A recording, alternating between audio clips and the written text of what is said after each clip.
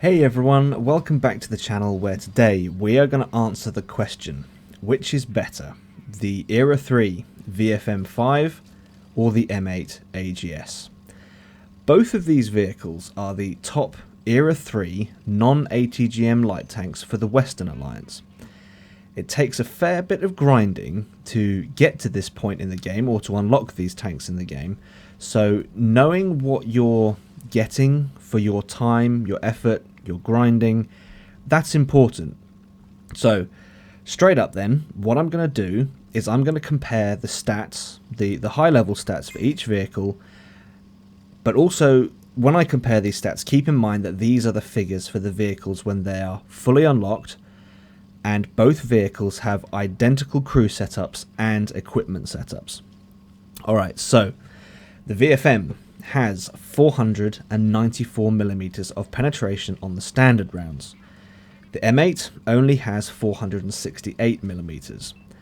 Both have an average damage roll of 480. The VFM has 3,400 hit points, while the M8 only has 3,350.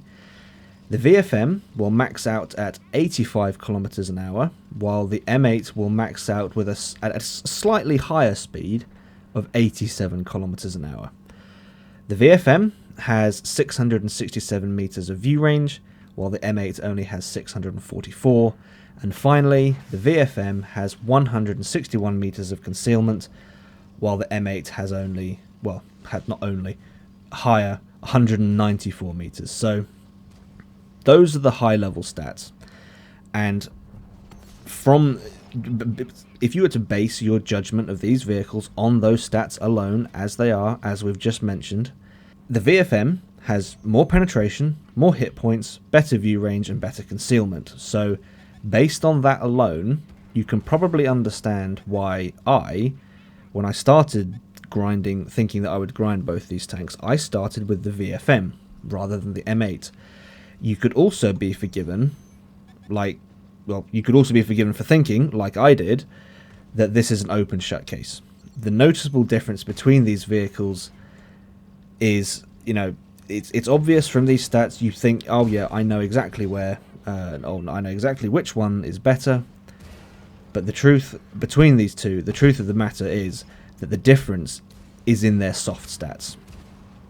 The biggest difference between these two vehicles is the terrain resistance.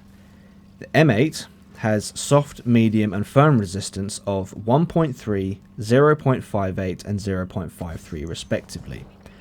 For the same stats, the VFM comes in at 1.53, 0.67, and 0.62 respectively.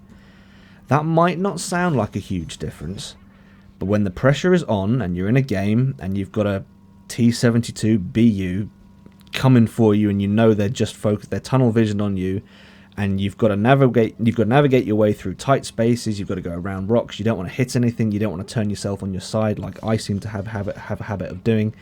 You need all the maneuverability you can get. So for me, these numbers define the difference between these two tanks. The VFM is a very, very mobile and well-concealed medium. The M8 is a very mobile and well-concealed light. The M8 will serve you better in the traditional light tank role.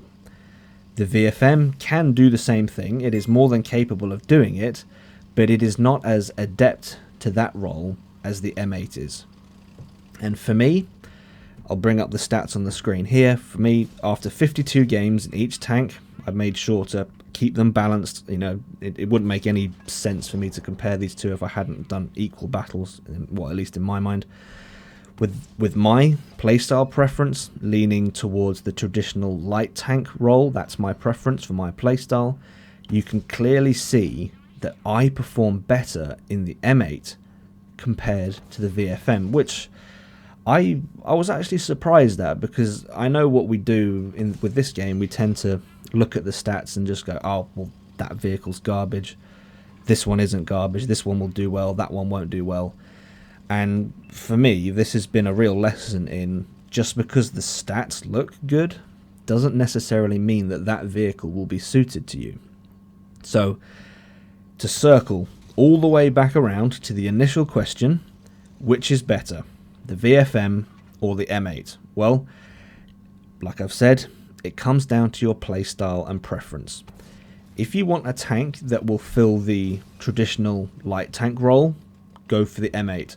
The M8 doesn't go as fast, but it's got the maneuverability, it's snappy, it's sharp, it will make those turns when you need it to. It can get itself into a spotting position and it can get itself out of that spotting position relatively easily. And that is exactly what you want from a light tank. If you want the VFM, then you're going to get a tank that can get itself into a good position easily without being seen, and from that position you can then put in good supporting fire. You can play the VFM like it's a light tank, but again, you don't have that sharp response, you don't have that nippy kind of in and out feel from the VFM that you have with the M8. So the VFM is more of it's more of a medium light in my opinion, because you can get into a position quickly without being seen, and the gun is very good.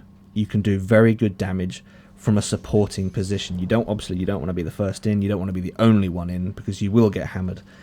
But if you can get yourself into a position for support fire, the VFM is going to be really, really good for you. Is one better than the other? No, I don't think that's a fair way of looking at these tanks. Neither one is better than the other.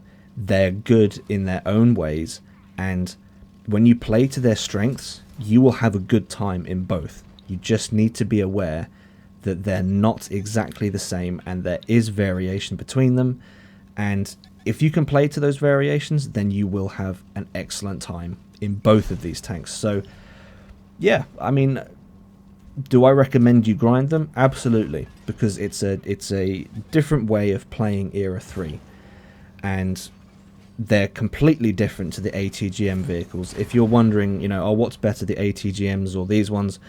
Again, I can make another video on that topic. But as far as comparing these two go, neither one is better than the other. They just have their own individual play styles. All right, folks, that's about all I have for this one. If you've enjoyed this video, please leave it a like. If not, a dislike. Don't forget to hit that subscribe button. And as always, hope you're all keeping well, and I will see you out there.